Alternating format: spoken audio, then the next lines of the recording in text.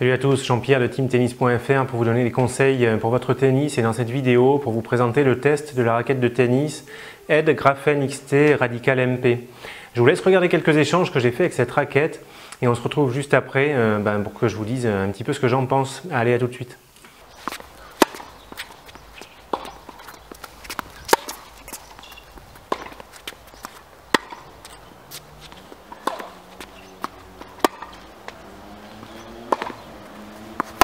Oh, pardon.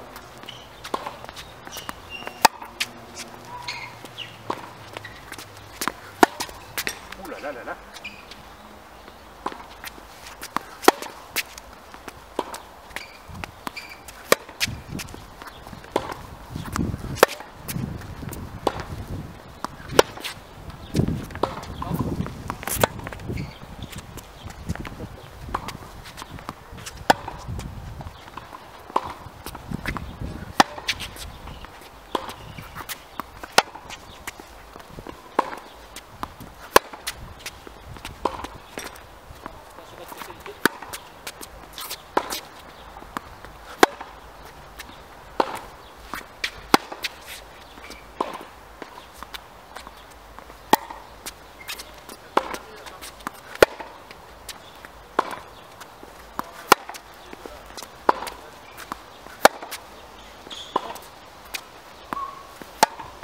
Voilà, donc on se retrouve pour que je vous présente un petit peu cette raquette, la Ed Grafen XT Radical MP.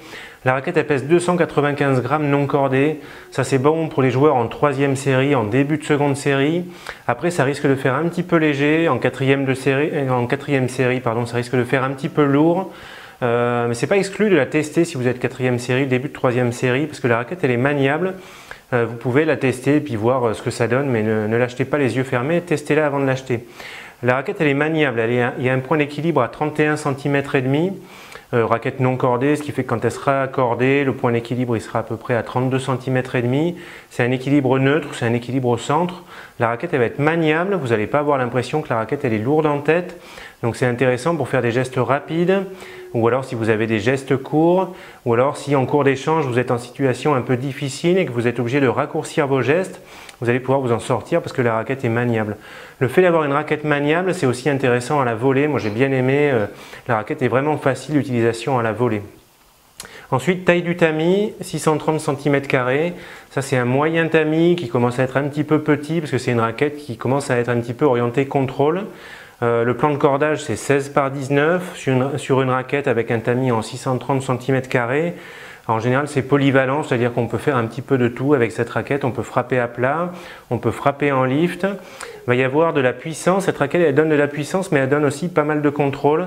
Avec cette raquette il faut frapper dans la balle. Si vous ne frappez pas, vous risquez de manquer un petit peu de longueur, donc il faut quand même avoir l'habitude de rentrer dans la balle, d'avoir un jeu un petit peu agressif.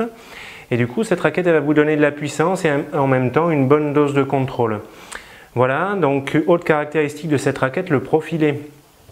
En bas de la raquette fait 20 mm. Après, ça augmente pour faire 23 mm au niveau de la zone d'impact. Ça donne de la puissance, ça donne de la stabilité à la raquette. Et puis en haut, elle fait 21 mm. Et globalement, c'est un profilé qui est assez moyen.